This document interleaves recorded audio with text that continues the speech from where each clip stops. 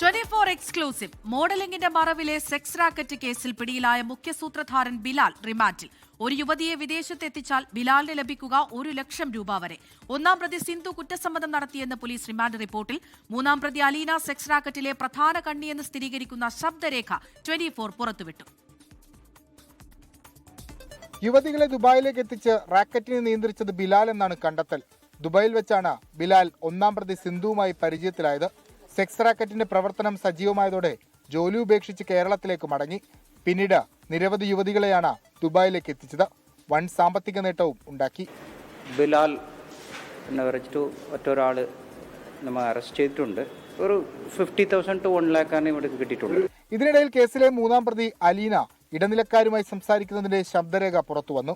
ഇപ്പം ചേച്ചിക്ക് 1000 കൊടുത്തിട്ട് 1 ഷോട്ടിന്റെ പൈസ വാങ്ങിയാൽ 10K, പിന്നെ 400 എക്സ്ട്രാ തന്നാലും 10K നൈറ്റിന്റെ പൈസ ആവണുള്ളൂ. കൊച്ചിയിലെ ഗുണ്ടാ നേതാവും അലീനയുടെ സുഹൃത്തുമായ ഔറംഗസേബിലേക്കും പോലീസ് അന്വേഷണം ആരംഭിച്ചു.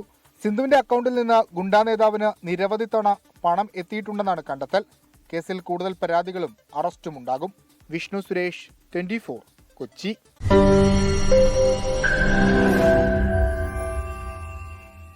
ലോകത്തെവിടെയായാലും ഏത് സമയത്തും 24 വാർത്തകളും ഓഗ്മെന്റഡ് റിയാലിറ്റി പാക്കേജുകളും എക്സ്പ്ലെയിനറുകളും വിശദമായി കാണാൻ ഞങ്ങളുടെ യൂട്യൂബ് ചാനൽ നിങ്ങൾക്ക് സബ്സ്ക്രൈബ് ചെയ്യാം.